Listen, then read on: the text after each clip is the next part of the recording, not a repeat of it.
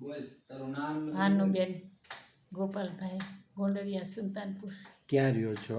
ગોંડલિયા સુલતાનપુર ટાકા સ્વામી મંદિરની ઓલી બાજુ જિલ્લો જિલ્લો રાજકોટ શું થાય છે તકલીફમાં? તકલીફમાં પેટમાં દુખે, હમ. નીંદર ન આવે, હાથ પગ તૂટે, કેટલા વખતથી થાય છે? વર્ષથી થયા એવું થઈશ. શું થતું હતું વિગતવાર કોને ખબર છે?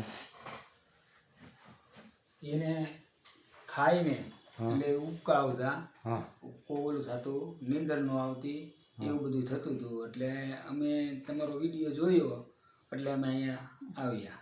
બરોબર? કેટલા વખતથી થતું હતું? એક વર્ષ થઈ ગયું. પછી એના માટે કંઈ તમે ડૉક્ટરોને મળ્યા હોય ક્યાંય? હા, અમે 2-3 ડૉક્ટર ચેતન બેલડિયા ને બધાને મળ્યા હતા, પણ એનાથી કઈ રિઝલ્ટ મળતું નહીં. એમાં શું રિપોર્ટ ને બધું શું કરાવ્યું હતું તમે? ત્યાં તો બધું કરાવ્યું હતું. ઓલું પેટના રિપોર્ટ, પેટનો રિપોર્ટ, ઓલું સોનોગ્રાફી, તે પછી સિટી સ્કેન ને એવું બધું કરાવેલું હતું. બરોબર. પછી ત્યાં જઈએ દવા દઈએ એટલે એમ કે ના રેડી થઈ જાય અને રિપોર્ટમાં કાંઈ નહોતું આવતું. રિપોર્ટમાં કાંઈ ન આવે. એમ કે તમને ચિંતા છે એમ કે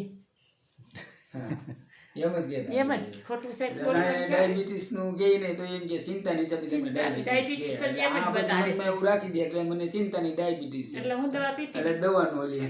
તો મગજનું છે તકલીફ, આ મગજને કારણે પેટમાં અસર થાય છે. મગજના જ્ઞાનતંતુ નબળા પડ્યા કે મગજનો કોઈ પ્રોબ્લેમ છે એને કારણે પેટના અસર થાય છે એવું કોણે કીધું તમને?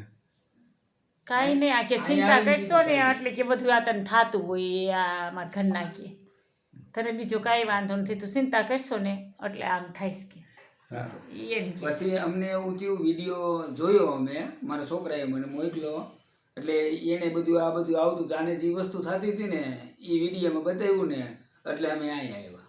બરોબર. અહીંયા કેટલા દિવસ રોકાણા આપણે? અહીંયા કાલે બપોરે આવ્યા, આજે બપોરે રજા થઈ જાય. 24 કલાક થઈ.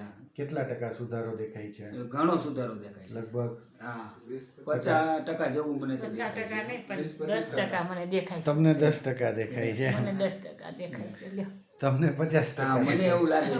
આવો ડિફરન્સ કેમ? કારણ કે એનો સ્વભાવ ની આખો દી હોય, અમે ઘરે હોય તે કે બોલતી હોય ને એ બધું થતું હોય. બરોબર.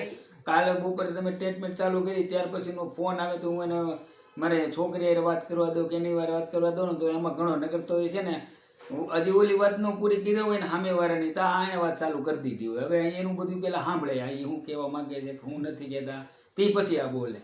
ઓલું એવું થાય કે એ નો બોલે ને તો આ માટે બોલવા, સમજી ગયા? એવું થતું.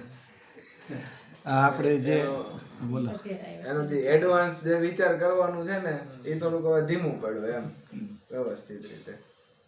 તમારું શું કહેવું છે? રિઝલ્ટ સારું છે, એના સ્ટાફ છે તે બધા વેલ ટ્રેન્ડ અને વ્યવસ્થિત છે. કોઈ સાઈડ ઇફેક્ટ, રિએક્શન? કાંઈ કોઈ પણ પ્રકારનું સાઈડ ઇફેક્ટ, કોઈ રિએક્શન નહીં. બધા ટાઈમસર બધા ટ્રીટમેન્ટ કરવા? Treatment complete. કોઈ પણ સ્ટાફને કોઈ પણ કાંઈ કેવું ન પડે એના રીતના આવીને સારવાર કરે ને વ્યવસ્થિત કાઇન્ડલી છે બધા. સાફ સફાઈ ને બધું? સાફ સફાઈ બધું વ્યવસ્થિત કમ્પ્લીટ. કાઉન્સેલિંગ જે સિસ્ટર લે એકદમ સ્ટેપ વાઇઝ બહુ જોરદાર. આપણને સમજાવે આપણને કે બેન આમ ને આમ કરતા, એમ ટેન્શન નહીં લેવાનું.